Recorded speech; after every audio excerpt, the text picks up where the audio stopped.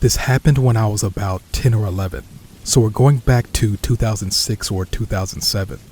It was Halloween night. It was the first time my parents were letting me go trick-or-treating alone with my friends without an adult. Keep in mind, this was a very small town that I was born into and grew up in. It was the type of community where adults would look out for everyone's children, not just their own. So there were adults present around us the entire night, just not trailing my particular group of 3. The night had gone without a hitch. We picked a few streets in a small town to go up and down to collect our candy in our empty pillowcases. It was probably around 7 in the evening, just before our 8:30 curfew. We went down one of the less populated streets where there was few houses that were shaped like domes. I hadn't really gone down that street too many times before, and I didn't know anybody who lived there, but we made our merry way down in hopes of some Reese's or Kit Kats. We quickly came to realize that most of the houses were dark, and when a house is dark on Halloween, it's telling you not to knock. However, one of the dome houses was lit up, so we walked up to it and prepared ourselves for some more sugar. When the door opened, a man answered. He was at least in his 40s, definitely middle-aged. I knew he wasn't a father of any of the kids I knew, but he seemed friendly enough. He invited us inside for candy, and because we were raised in such a bubble of a town, we obliged. Luckily, we weren't met with impending danger or death. Instead, we were met with a Polaroid camera. The man told us he wanted to take a picture of our Halloween costumes for the local newspaper and motioned to the left of us where a corkboard of Polaroids sat, displaying at least a dozen photographs of kids from the neighborhood, cheesing at the camera in their costumes. So, again, we stupidly obliged. I remember feeling a little uneasy, but after the photo, he gave us candy and we were on our way home. When I told my mom about it later that night, she was horrified, of course. She called up the other moms and the 3 of us got a nice long lecture on stranger danger. We scored the local paper and the surrounding town papers for photos of town kids in Halloween costumes, but never found any. I didn't feel as if he was capable of actually hurting us, but I do count myself lucky that nothing bad did happen.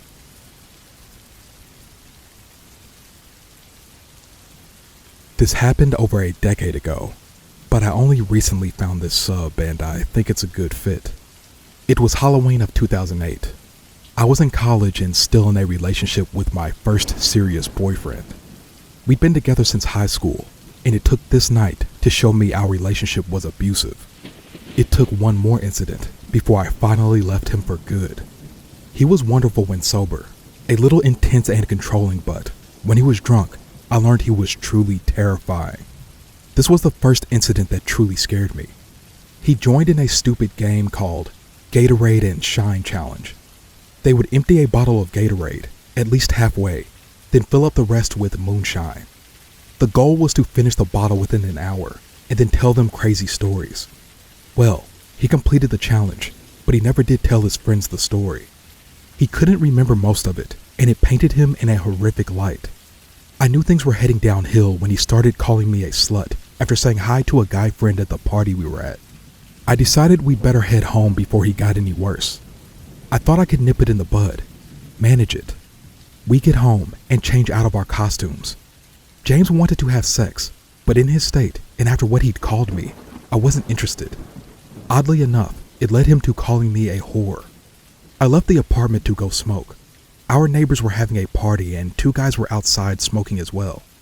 They came over to see if I was okay. I'd been crying and they'd heard the yelling. I said I was okay, which they could obviously see was a lie. They let me know that if I needed help, they'd help me. James chose that moment to come outside. He said he'd heard us and told them to get away from me while walking towards them. I stood up to get in between them. They told me they'd meant what they said and to not forget it. They told him to watch himself. I was facing them to say bye and thanks for the offer when one of the guys gasped, staring at my boyfriend in shock. I turned around and my eyes immediately caught the ground. Just as what I was seeing registered, the other guy lunged forward and grabbed me, pulling me behind him. What was on the ground that elicited such reactions, you ask? Blood. Blood was dripping on the ground from his hand. He was holding a knife so tightly he'd sliced his own hand open. I begged him to drop it, which he only agreed to when I walked back towards him. I was an idiot, I know. The two guys seemed at loss, and I felt so bad for them having their Halloween ruined by this scary, crazy bullshit. They left me to it after I swore I'd be fine, reiterating that I could come to them for help. We got inside, and I immediately started hiding all the sharp objects. I called James' roommates, begging them to come home. He started screaming to give him the knives back, how I was a slut, and if I wouldn't fuck him, what use was I? I called my parents and left, then called his mom because I was scared he'd hurt himself. She let me know how he was my problem now. I should have called the police, but I didn't want to ruin his life. I'm ashamed to say I got back together with him for 6 more months of hell after that. But today, I can safely say, James, let's not meet ever again.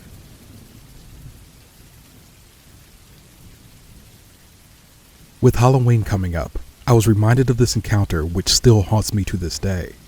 This story is long, but I think it goes to show how seemingly fun and innocent decisions made when you are a kid can put you in danger. This happened when I was a freshman in high school on Halloween night. My friends and I weren't quite at the point in high school where we would have any sort of Halloween party to go to, and we were too cool to go trick-or-treating, of course. We were a tight-knit group of 5 girls. We had grown up together since we were babies, and we lived in a rural town outside of city limits. To set the scene, this is a very remote, woodsy area. One of my friends, let's call her T, her parents raised chickens and had about 50 acres filled with chicken houses, which we would explore on her 4-wheeler after school. The build-up to this night was filled with adrenaline and methodical planning. In our small town, one of the more thrill-seeking activities to do was what we called rolling yards. If you're not from a southern or rural area, this is basically throwing rolls of toilet paper up into trees so that streams of toilet paper hang down. Classic prank? Rolling yards. Had a crush on a guy from class? Rolling yards. Girl drama revenge? Rolling yards. It's hard to explain the kind of adrenaline that you get sneaking down a rural 2-lane road in the pitch black, turning down a long gravel driveway, threatening the group's lives if they make a sound. If you get caught, your parents find out. And it may be worse. You're stuck cleaning up the mess the next day. So my friends and I had decided the 2 weeks prior to this night that we were going to go on a Halloween rampage. And specifically, we were going to roll the creepy house right down the road my friend T lived on. This house had been a big, scary story between my friends and I for years. We would go on afternoon walks after school and pass by it often. No one ever came in or out of the house, but T's parents told us that a man lived there and was a bit of a creep. She gave us a strict warning to stay away from the area.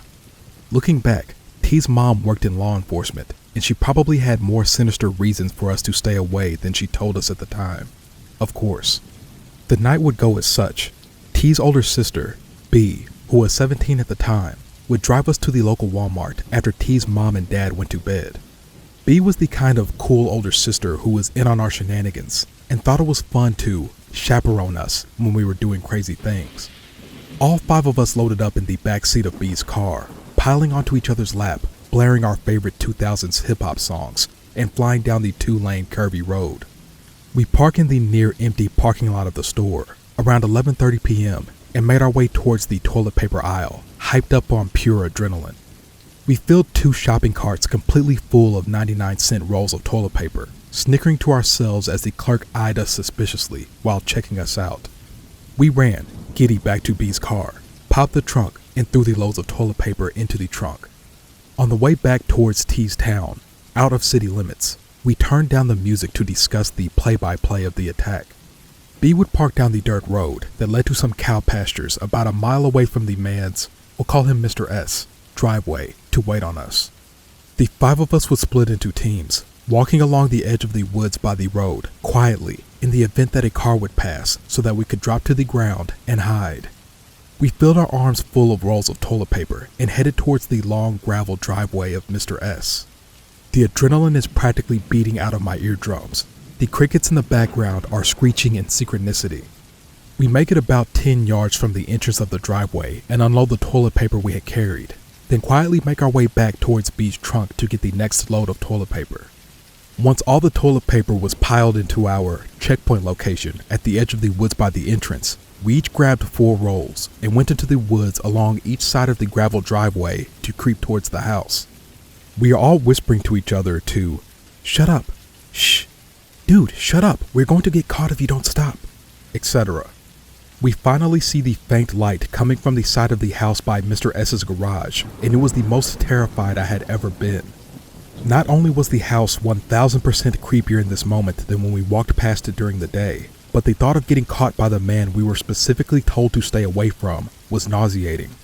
T, the bravest and most rambunctious of the bunch, decides to make a beeline towards the garage while walking through the edge of the woods, and we watch her in pure shock. She stood near the woods, peeking out, and motioned for us to make our move, confirming that no lights in the house were on and Mr. S was 99% likely asleep inside. I stood, frozen, scared I would pee my pants if I moved, but was ushered along by another girl who pointed to a tall oak tree at the very front of Mr. S's house, which was the worst location imaginable.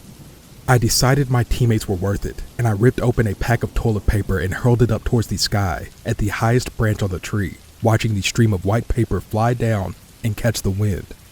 Soon, streams of white were falling out of every tree of the house, and we were getting very cocky and even more fearless the longer we attacked.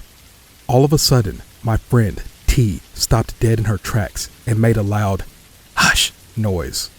I stopped, hiding behind a tree, my heart literally in my throat as I now saw what looked like lights turning on from inside the house out of the corner of my eye. T then whisper-yelled, "Run!" and we dropped our remaining rolls of toilet paper and began running into the pitch-black darkness of the woods. Another girl in the group tripped and fell on a branch behind me, and I turned to help her up when I heard it.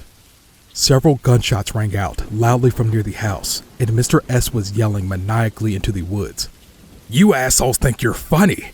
Not funny when I find you!" We kept running, all crying, wheezing from the adrenaline and speed in the night towards the entrance of the driveway. When we were about to reach the entrance, we heard something even worse than gunshots. The sound of a diesel truck engine coming down the gravel driveway, slowly.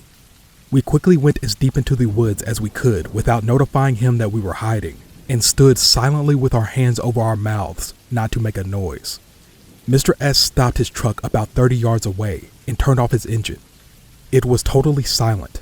I could see him from where I stood, and he had a shotgun over his shoulder as he walked towards the opposite side of the driveway, clearly looking and listening intently. In that moment, I truly thought we were going to be found and killed. No one except for B knew where we were. Our parents were all asleep. She was a mile down the road, oblivious in her car. I was trying desperately not to cry and sniffle in silence when I saw Mr. S's shadow rising his shotgun into the air and firing around. I began to feel faint, truly thinking I was about to pass out from fear when I see car lights just up the road from the driveway. Panicking, I wondered if the lights would illuminate us in the woods and give us away, but the car seemed to slow down and I realized it was B. B rolled down her window and was talking loudly from her car, giving what I assumed were the police the address of Mr. S's house. This made him angry, and he yelled and ran towards her car for a moment, then backed away, cursing loudly and waving his gun into the air. As soon as Mr. S began driving his truck back down the driveway towards the house, we sprinted full speed towards B's car and got in. We were crying hysterically, unable to speak, sweat pouring down us. No one said a word. We cried all the way back to T's house, showered, and you could hear sniffles and crying throughout the night into the morning. No one said a word about it to T or B's parents. No one even spoke about it amongst each other for years. We never went rolling again, to say the least. What had begun as a childish prank turned out to be one of the most horrifying experiences of my teenage years.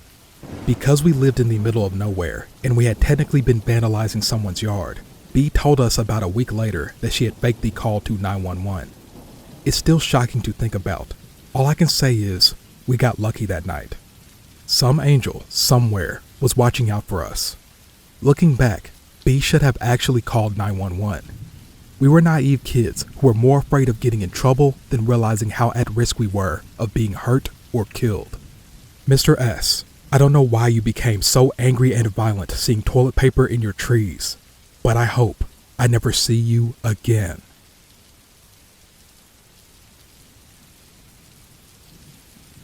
Admittedly, I was a foolish and immature teenage girl when I graduated high school 23 years ago.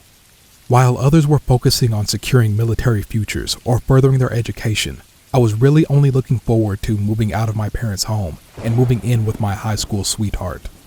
It would end up being a huge mistake that I regret to this day, but I digress. For the sake of anonymity, we'll call him Jack. Though we lived in different towns and attended different schools, Jack and I had been dating a few years prior to graduation. When we weren't in school, we were inseparable, so it was no surprise to anyone when we started looking for a place to rent and move in together. What did come as a surprise, however, was Jack's suggestion to share a place with two of his friends so that we could all split the bills. It wasn't quite what I had in mind, but I was familiar with both of them and eventually agreed to having roommates. The four of us moved into the upstairs apartment of an old 2-story house in a seedy neighborhood. Of course, it wasn't long before shit hit the fan, and neither of the roommates constantly paid their share of the rent, and the place was overrun by people who didn't live there. The constant drug use, fighting, property damage, kicking out random people sleeping on the couch, etc. It was pure chaos, and I was just an outcast living somewhere I clearly didn't belong. But the worst part of it all for me was that Jack and I had grown apart. It was as if I never really knew Jack at all, no pun intended.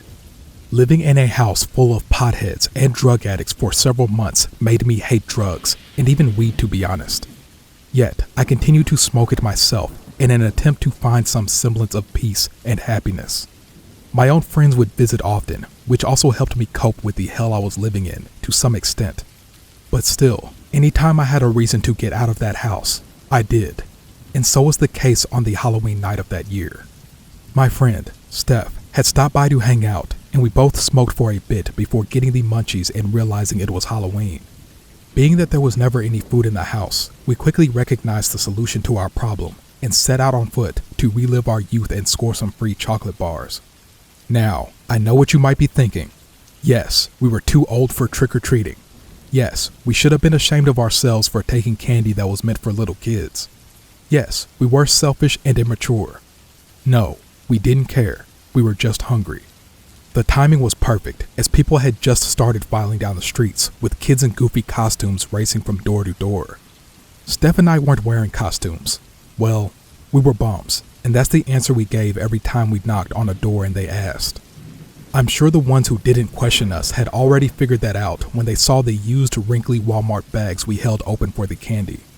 Having satisfied our munchies while eating candy along our little adventure, we decided to keep walking and knocking as long as we could to increase our future candy stash.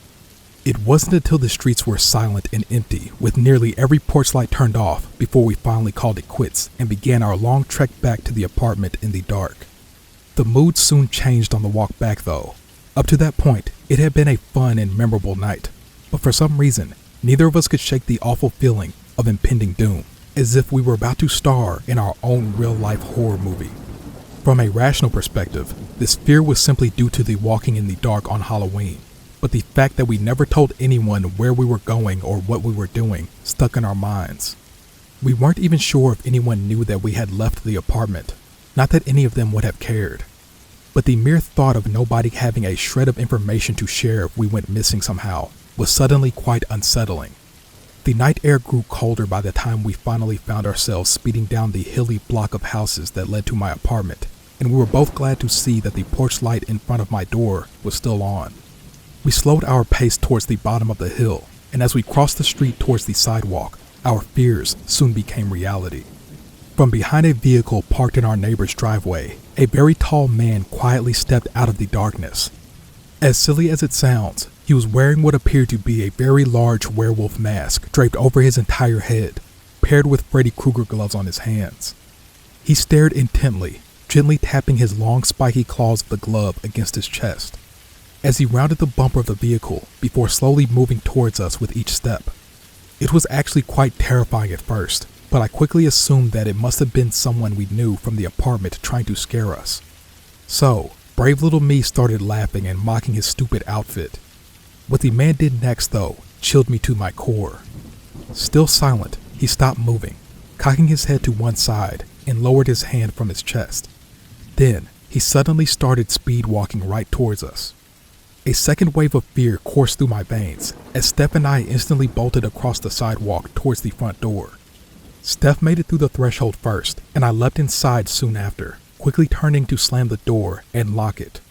I saw the wolf mask facing me immediately behind the door as I did so, and just as I locked the deadbolt, he tried turning the handle from the other side of the door to get in.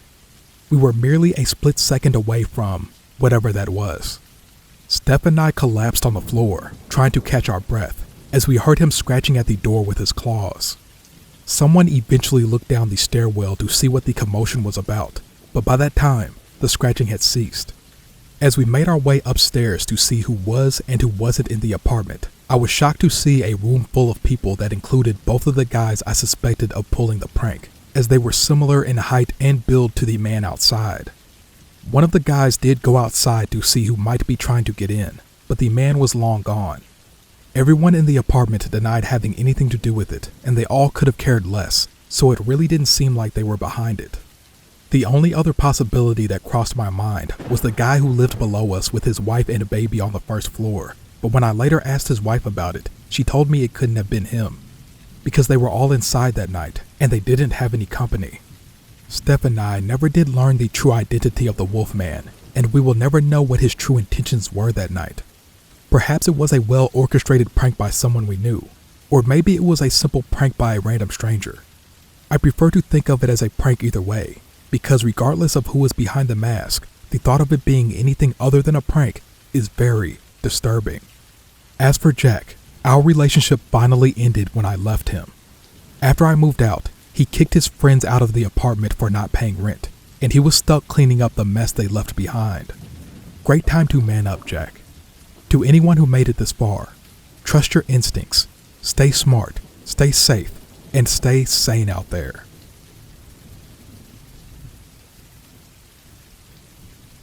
Two years ago, my boyfriend, our best guy friend, and myself all attended a Halloween party for a college we did not go to. We knew very few people at this party, and at the time of this event, they had all either left or passed out drunk. As most college parties do, people tend to get way too trashed way too early in the night.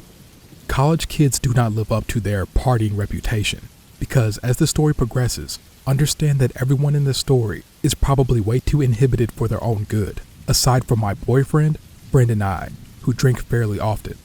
The odd dynamic that probably escalated the situation is that my boyfriend and I don't really express PDA, and when I show up with other male friends of mine, people don't necessarily think I have a date at the party. However, I tend to be pretty standoffish to people I don't know, and take pride in my disengaging attitude that I feel prevents creepy encounters. I am not an easy target. This story is about Muhammad, the host of this party. We arrive and find him outside, sitting and talking with a girl. As we approach, she leaves him there.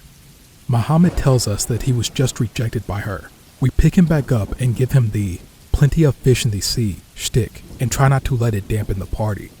Muhammad takes this as an invitation. Since that moment, he is taking every chance he can to put his arm across my shoulders, getting offended when I brush him off, and following us from room to room. Muhammad is absolutely trashed before we even start drinking, so we are hyper-focused on his attempts. We are still just trying to party, so every time he followed us, we would delicately leave the room, only for him to tag along only a few seconds later. Our suspicions are confirmed when we are gathering information on our beloved host. We find the girl who had rejected him earlier. She tells us that she had never met him before, and before we had shown up, he had tried to kiss her, and she was relieved when we interrupted. Other partygoers, when we questioned about his behavior, simply said, "Oh, that's just Muhammad when he drinks." My boyfriend and I start kissing sloppily as a defense mechanism so that Muhammad knows that I'm a lady who is spoken for, and I have a boyfriend watching my back every time I go to the bathroom so that I would not be cornered. Muhammad is continuing to drink heavily. My best guy friend leaves with his designated driver and leaves my boyfriend and I there. My boyfriend and I are still having a good time, but making plans to leave. We intend to drink the place dry before we go, just to spite our rude host. So he and I plant ourselves on the couch together with a bottle of Jameo. Cue Muhammad, stage left. He has a full cup of beer and can barely make out words or stand upright. He points to my bottle. I hesitate giving it up to him for obvious reasons. He gestures again, and I feign ignorance. Muhammad grabs this bottle of whiskey and dumps its remains into his beer, hastily. He goes to take a satisfied slurp and spills half of the contents into my lap. Party foul. When he realizes that all the attention is on him, he stumbles away. We decided that this is the time to leave. In the calm of the storm, my boyfriend and I are in the basement, alone, laughing and draining the kegs set up there before we make our escape. Lo and behold, Muhammad stumbles down. Barely coherent, but looking for trouble. My boyfriend suggests that we just make our way past, up the stairs, and leave, like we had been doing all night. Muhammad has other ideas. I step 1 foot on the stairs, and this drunk asshat puts his arm and shoulders across the front of my body to prevent me from leaving. Big no-no. My boyfriend and I have been the most easygoing, non-confrontational people all night, and we have had enough. "Dude, it's time to stop," is all my boyfriend said before Muhammad lunged at him, and they began brawling. Muhammad, being the more physically inhibited one, is not landing any blows, but is too drunk to feel pain. So it takes a bit of struggling for my boyfriend and I to restrain him on the ground. I yell that he better fucking stay there until we leave. We proceed upstairs to inform his friends where he is. On the first floor of the house, trying to collect ourselves, Muhammad emerges from the basement, and he is pissed. He is completely incoherent, and no one can talk any sense into him. The scariest part about this was his eyes, completely bloodshot and void of any awareness, almost animal-like. He goes after my boyfriend and catches me in between them. So my boyfriend and I are trying desperately to fend him off together, while all the sleepy drunks are waking up from the screaming. He finally subsides, and my boyfriend and I fly out the door into the street, leaving the door wide open behind us. The weirdest part being that, as we left, the other partygoers were yelling, Dude, what are you doing?" Muhammad says, "I love her." The partiers reminded him that, "You don't know her." So, Muhammad, for your sake, let's never meet again.